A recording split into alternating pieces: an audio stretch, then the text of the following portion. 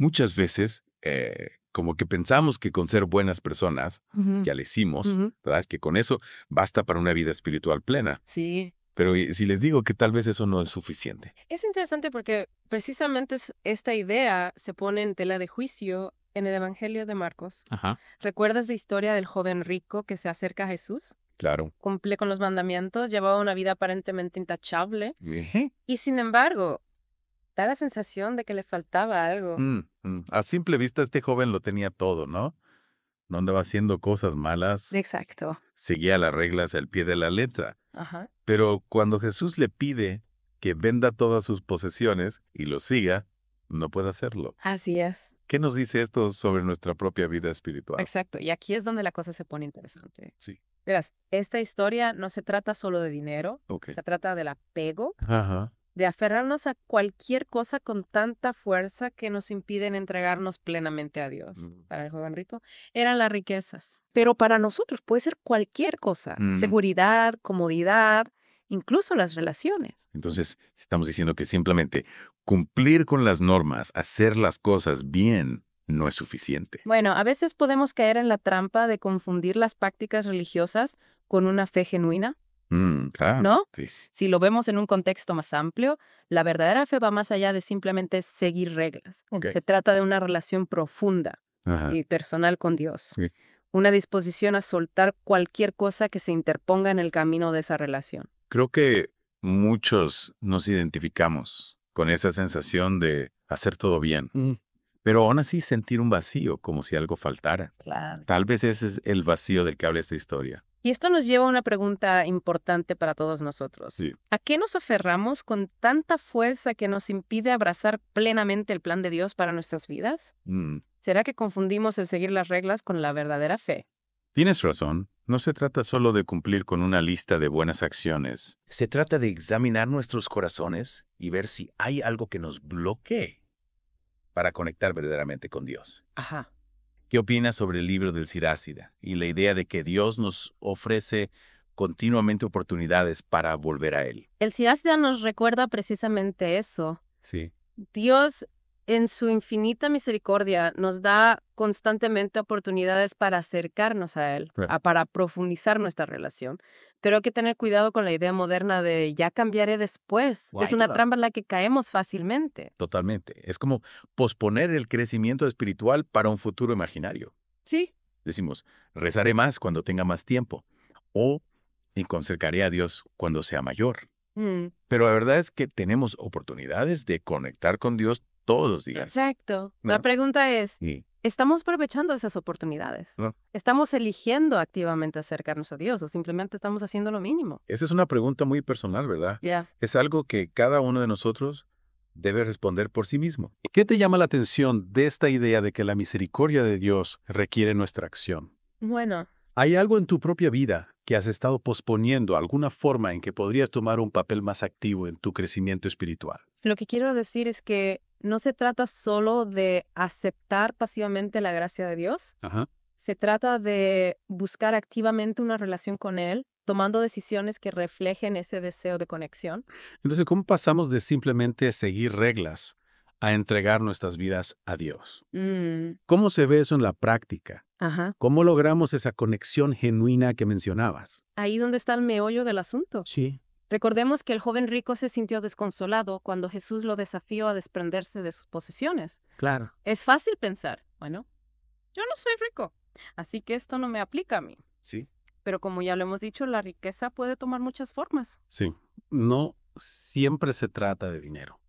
Se trata de cualquier cosa a la que nos aferramos, cualquier cosa que ponemos por delante de Dios en nuestras vidas. Exactamente. Entonces, el primer paso es identificar esos apegos. ¿Ok? ¿Cuáles son esas cosas que no estaríamos dispuestos a renunciar, incluso si Dios nos lo pidiera?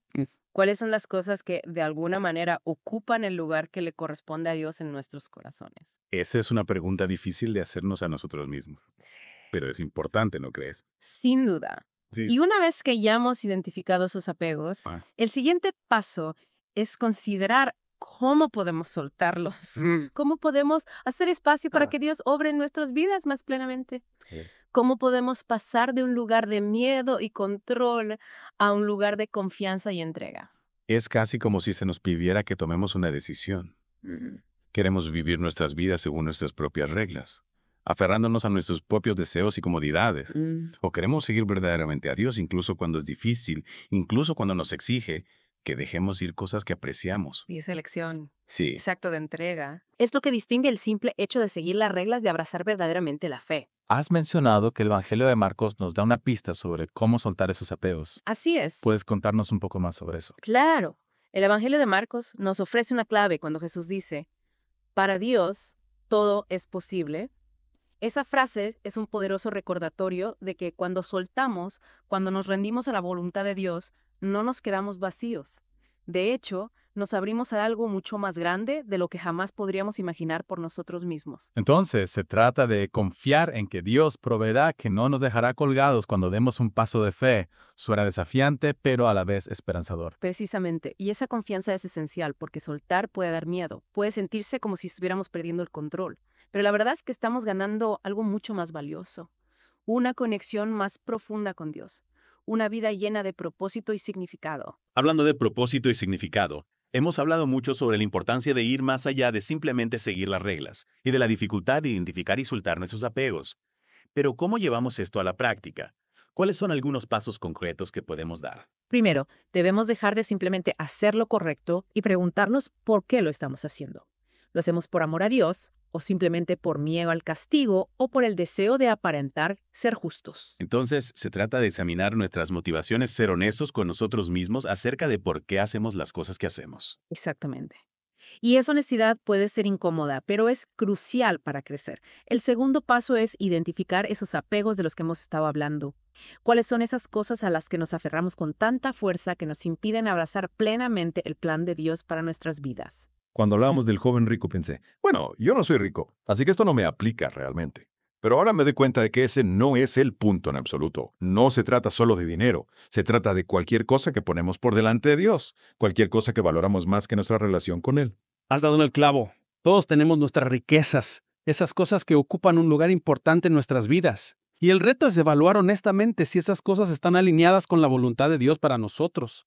A veces nos aferramos a cosas que nos impiden crecer en nuestra fe. Una vez que hemos identificado esos apegos, ¿qué hacemos? ¿Cómo los soltamos? Porque que para mucha gente esa es la parte más aterradora. Definitivamente no es fácil, pero es absolutamente esencial para el crecimiento espiritual. Y es un proceso, no un evento de una sola vez. Requiere humildad, oración y la voluntad de entregar nuestra voluntad a la voluntad de Dios. Suena como muchos soltar mucha confianza. No lo es. Pero recuerda, no estamos solos en esto. La gracia de Dios está siempre disponible para nosotros, fortaleciéndonos y guiándonos en el camino. Y lo hermoso es que, a medida que soltamos esas cosas que nos están frenando, creamos espacio para que Dios obre en nuestras vidas de maneras aún más poderosas. Es una idea muy alentadora. Hemos hablado de examinar nuestras motivaciones, identificar nuestros apegos y rendirnos a la voluntad de Dios. ¿Hay algo más que podamos hacer para cultivar una conexión más profunda con Dios? Una de las herramientas más poderosas que tenemos es la oración. Pero no solo recitar oraciones de memoria, sino entablar una conversación genuina con Dios. Compartir nuestros miedos, nuestras esperanzas, nuestros sueños y pedirle guía y fortaleza. Me encanta eso. Es como tratar la oración como un diálogo, no un monólogo. Exactamente. Y cuando nos acercamos a la oración, con ese tipo de apertura y honestidad, invitamos a Dios al centro mismo de nuestro ser. Entonces, no solo estamos marcando la casilla de tiempo de oración, estamos buscando intencionadamente la conexión con Dios a lo largo de nuestro día, en los momentos grandes y pequeños. ¿Y qué pasa con el papel de Dios en todo esto? ¿Qué hace Él mientras nosotros nos esforzamos por profundizar nuestra conexión con Él? Esa es una pregunta muy importante. Y la respuesta es, Dios nos está buscando constantemente, incluso cuando no somos conscientes de ello. Él está trabajando en nuestras vidas, orquestando eventos, enviándonos personas y oportunidades para acercarnos a Él. Incluso cuando nos sentimos perdidos o distantes, Él nunca nos ha abandonado. Él está esperando pacientemente que volvamos a Él, que abramos nuestros corazones a su amor. Es muy reconfortante. Es como saber que incluso cuando tropezamos, incluso cuando cometemos errores, Dios siempre está ahí, listo para recibirnos de vuelta con los brazos abiertos. Exactamente.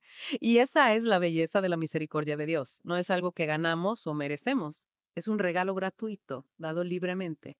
Y siempre está disponible para nosotros. Entonces, incluso cuando sentimos que estamos fallando, incluso cuando sentimos que no somos lo suficientemente buenos, siempre podemos volver a Dios y saber que seremos recibidos con amor y perdón. Siempre. Y ese es el fundamento de nuestra relación con Él. No se trata de ser perfectos. Se trata de reconocer nuestra necesidad de Él, de darnos cuenta de que no podemos hacerlo solos y de permitir que su gracia nos transforme desde adentro. Esta conversación ha sido muy poderosa.